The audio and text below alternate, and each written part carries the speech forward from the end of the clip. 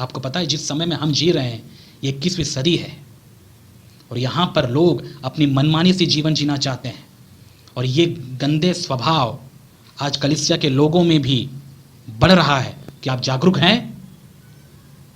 ये वायरस कलीसिया में आ गया है, आपको पता है? आप जागरूक हैं? क्या कर रहे हैं आप इसके लिए? जब कुछ लोग कलीसिया में आकर, कुछ लोग कलीसिया में रहते हुए दूसरे विश्वासियों को अपने गंदे स्वभाव से प्रभावित करते हैं, तो क्या आप इनके विषय में बोलते हैं या चुपचाप नजरअंदाज करते हैं? कहीं आपको डर तो नहीं कि विश्वासी यदि छोड़ के चले जाएंगे तो आपको कैसे दान दक्षिणा मिलेगा? ये बड़ी दुख की बात है। कई पास्टरों का ये सबसे बड़ा समस्या है। वे अपने कलीसिया के लोगों को ना तो डांटते हैं, ना तो फटकारते हैं और ना ही उन बुरी चीज़ों के विरोध में बोलते हैं। उनका सबसे बड़ी चिंता होती है, भाई यदि वो चले जाएंगे तो हमारा पेट कैसे चलेगा, हमारा गुजारा कैसा होगा। इसी डर से यदि आप जीवित हैं मेरे प्यारे भाई और बहन, यदि आप प्रभु की चर्च की अगुवाई कर रहे हैं, यदि आप अगुवेपन में हैं, हाय तुम पे। इससे भला यही होता कि आप सेवकाई में आते ही नहीं। सच कह रहा हूं। क्या फ़ायदा आके भी सेवकाई में? आपसे विश्वासियों को क्या फ़ायदा जब आप उनको खतरे के बारे में बता ही नहीं पा रहे हैं, उनको आगाह ही नहीं कर पा रहे, जागरूक ही नहीं कर पा रहे, उन बुराइयों के बारे में उनको चिता ही नहीं पा रहे जो गलत है, जो उनको नाश कर सकता है।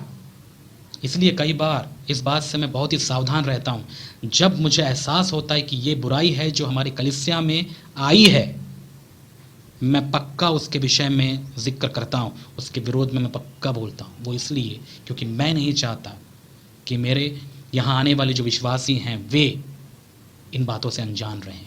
मैं चाहता हूं कि वो इन बातों को समझें, जानें, ताकि वे ऐसे खतरे में ना पड़ें, ऐसे दूषित लोगों से वे लोग दूषित ना हों।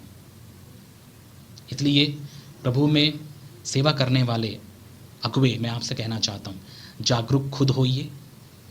अपने खुद के जीवन में, पारिवारिक जीवन में इतने मस्त और मग्न ना हो जाइए कि संसारिकता जब आपके कलीसिया में घुस रही है तो उस संसारिकता को निकालने की या उनको यहाँ तक देखने की हिम्मत आप में ना रहें। आप इतने अंधे मत हो जाइए कि आपको ये सारी चीज़ें दिखे ही ना।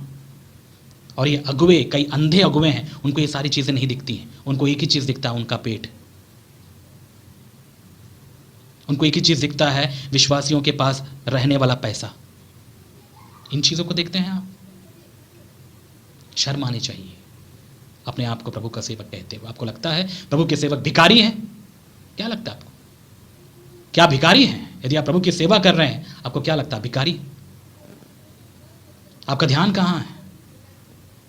जो प्रभु के वचन को नहीं सुनना चाहता ना सुने, लेकिन इसका मतलब ये नहीं कि आप प्रभु का वचन का प्रचार ना करें। सच बताना आपकी जिम्मेदारी है। जिसको नहीं सुना है वो चले जाएं। यीशु मसीह ने कभी किसी को जबरदस्ती नहीं किया। उन्होंने यही कहा, ये तुम भी जाना चाहते हो चले जाओ, जरूरत नहीं है हिम्मत आपको ऐसे कहने की। और यदि आप ऐसा कहेंगे तो पता है क्या होगा? आपकी कलीसिया कम हो जाएगी, आपको मिलने वाला जो दान है वो भी कम हो जाएगा। हिम्मत है सच के अनुसार जीवन बिताने की, ऐसी सेवा करने की, या डरपोक हैं आप डरते हैं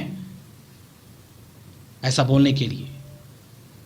पैसे की जो फिक्र करता है, दान की जो फिक्र करता है, वो कभी भी विश्वासियों को उन छिपे हुए खतरों के बारे में नहीं बताता, उन गंदी बातों के बारे में नहीं बताता तो चर्च में उनके द्वारा या किसी और के द्वारा आ जाता है।